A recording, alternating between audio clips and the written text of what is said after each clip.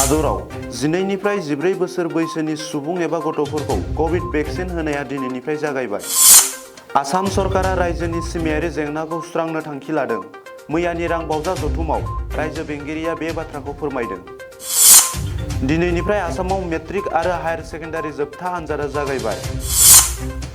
मणिपुरनि गोदानै सायख'जानाय एमएलएफोरा मैया समायखिरा लाबाय। मेघालयनि सीमायाव आसामनि सानै बिडिसिआ बुलायलायदों।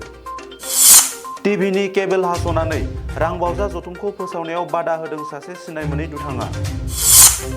राजथावनि किभखौ रैखा खालामनो थैथां नाजादों इउक्रेनआ।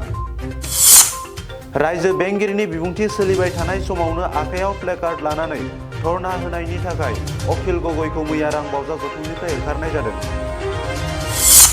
आसामनि सासे आइजोखौ बिहाराव हानजायारि जिनाहारि खालामदों।